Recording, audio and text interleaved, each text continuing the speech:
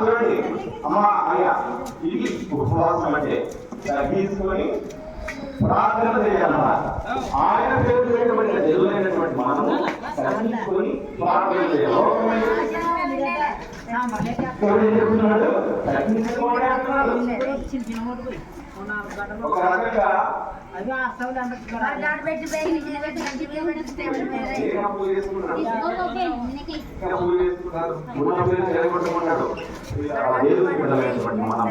మన పాపం ఆయన దేవుడి సన్నిధిలో గడపాలి. దేవుడి సన్నిధిలో గడపాలి.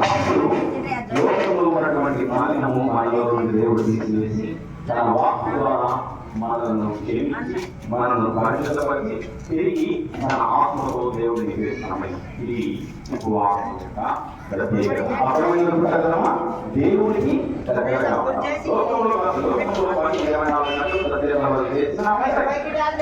దేవుడిని ఎంత సమయం ఇస్తున్నాం. ఆత్మ దేవుడు ఉన్నప్పుడు ఏదైనా మనలో ఏ కోరికైనా హాయిగా ఉన్నాడు. దేవుడికి దూరమైనప్పుడే బాధలు వచ్చాయి. మనం కూడా దేవుని దగ్గర ఉన్న వారికి ఏ కొరత ఇబ్బంది ఉండదు. అలాగే గమనిస్తే మళ్ళీ రెండవ సంగతి ఉపవాసం వచ్చింది అనుకున్నా దేవుడి సన్నిధిలో రకరగా ఉంటారు. ఎలాగా ఉండాలి? పనులకు దూరంగా ఉండాలి.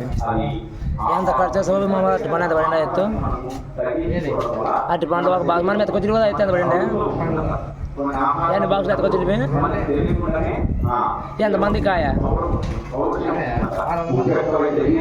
అయితే రేపు వారం చేసి 600 మంది కట్టాక వస్తారు ఇక్కడ లాస్ట్ వారం మొత్తం అని మేము రేపు వారం చేస్తామా అని అంత మామూ రేపు వచ్చే వారం పోయినా కదా ఏవి ఫోన్ మీద వేస్తాము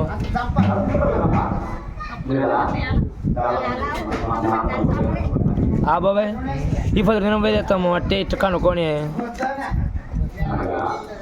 లాస్ట్ వారం వేసుకోకూడదు మధ్యలో పడేదా ఏం 4 వారం చేద్దాం మాట్లాడు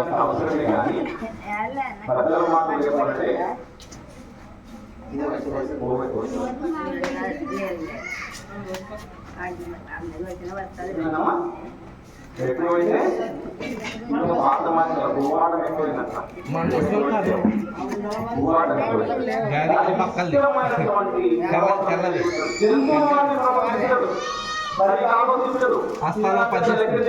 అదే నువ్వు బ్రతుకుతాని కష్టపడి సంపాదించి చూస్తే అప్పుడు నీకు తెలుస్తుంది. ఫైల్ లేవట్ లేవంటారు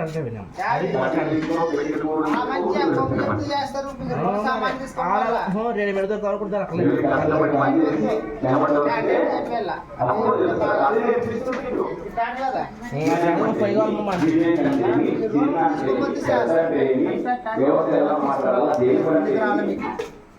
జీవితం అంటే